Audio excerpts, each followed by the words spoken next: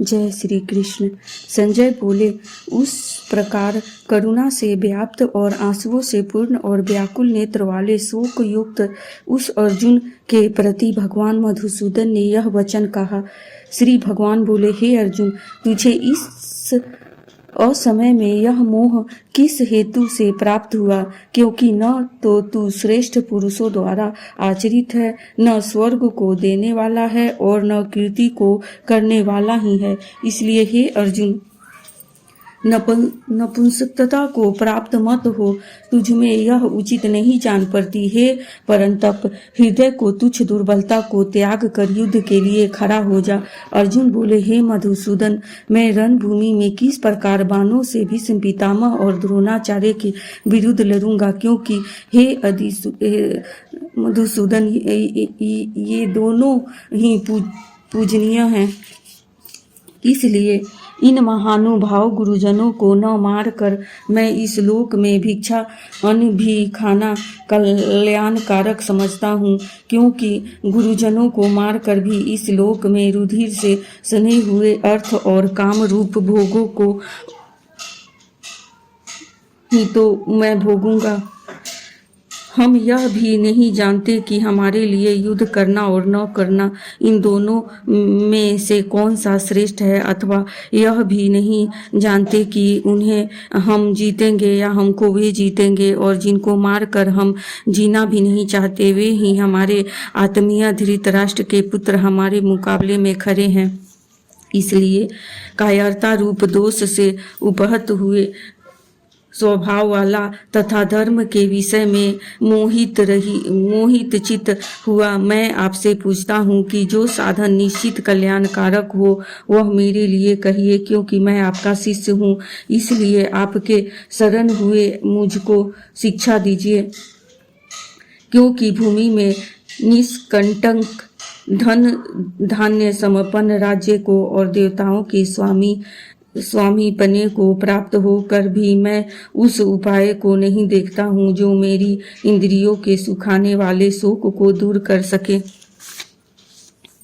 संजय बोले, हे राजन, निद्रा को जीतने वाले अर्जुन अंतर्यामी श्री कृष्ण महाराज के प्रति इस प्रकार कहकर फिर श्री गोविंद भगवान से युद्ध नहीं करूंगा यह स्पष्ट कहकर चुप हो गए। हे भरतवंशी धृतराष्ट्र, अंतर्यामी श्री कृष्ण महाराज दोनों सेनाओं के बीच में शोक करते हुए उस अर्जुन को हंसते हुए यह वचन बोले।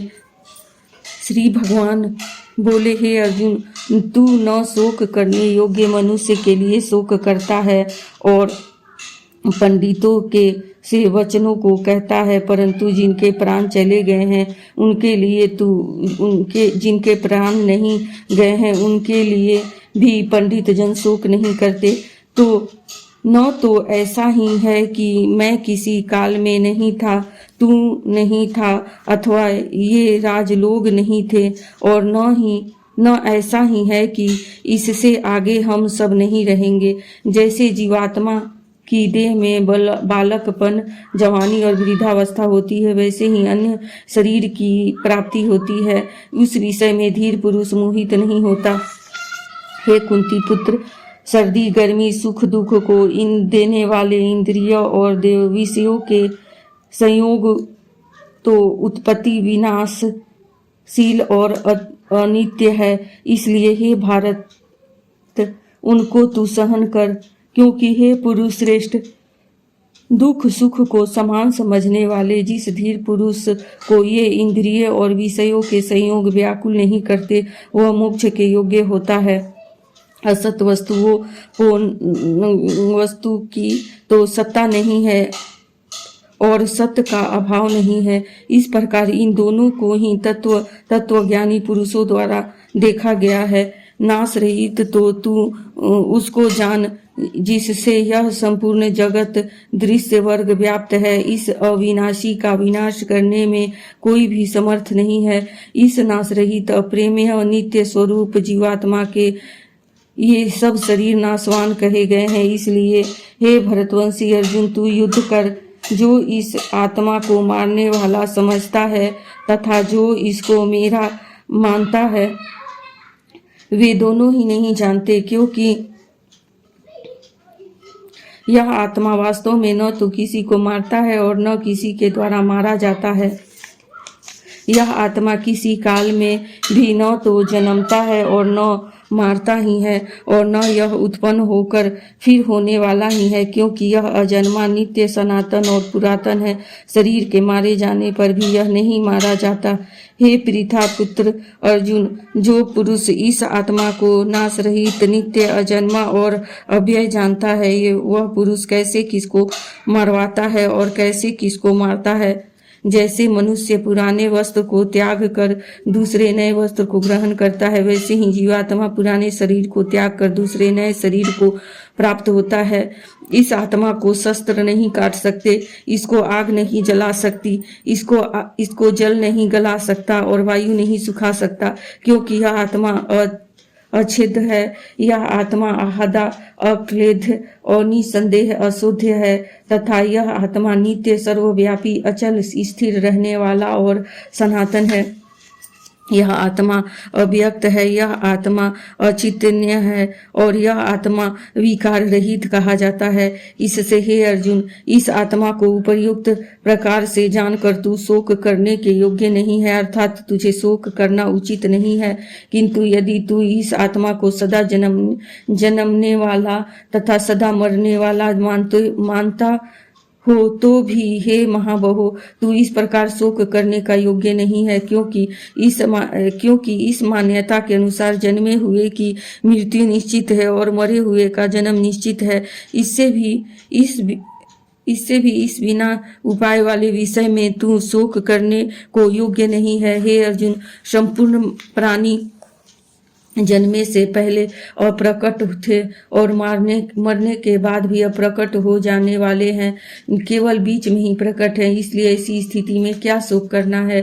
कोई एक महापुरुष ही इस आत्मा को आश्चर्य की भांति देखता है और वैसे ही दूसरा कोई महापुरुष ही इसके तत्व को का आश्चर्य की भांति वर्णन करता है, तथा दूसरा कोई अधिकारी पुरुष इसे आश्चर्य की भांति सुनता है, और कोई तो सुनकर भी इसको नहीं जानता। हे अर्जुन, यह आत्मा सबके शरीर में सदा ही अवध्य है। इस प्रकार संपूर्ण प्राणियों के लिए तू शोक करने योग्य नहीं है, तथा अपने धर्म को देख कर भी तू भय करने योग्य नहीं है, अर्थात तुझे भय नहीं करना चाहिए, क्योंकि क्षत्रियों के लिए धर्मयुक्त युद्ध से बढ़कर दूसरा कोई कल्याणकारी कर्तव्य नहीं है। हे पार्थ, अपने आप प्राप्त हुए खुले हुए स्वर्ग के द्वार रूप इस प्रकार के युद्ध को भगवान क्षत्रिय लोग ही पाते हैं, किंतु यदि तू इस धर्मयुक्त युद्ध को नहीं करेगा तो सर्वधर्म और कीर्ति को खोकर पाप को प्राप्त होगा। सब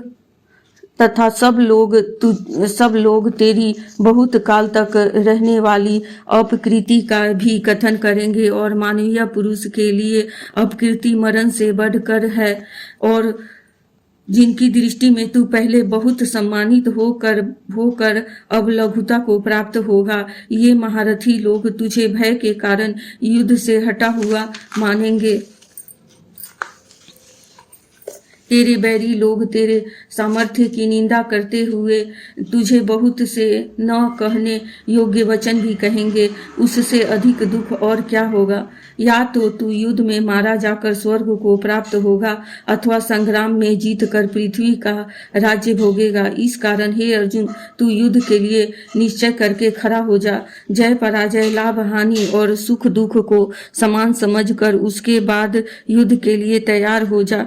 इस प्रकार युद्ध करने से तू पाप को नहीं प्राप्त होगा। हे पार्थ, यदि यह बुद्धि तेरे लिए ज्ञान योग के विषय में कही गई, अब तू इसको कर्म योग के विषय में सुन। जिस बुद्धि से युक्त हुआ तू कर्मों के बंधन को भली भांति त्याग देगा, अर्थात सर्वथा नष्ट कर डालेगा।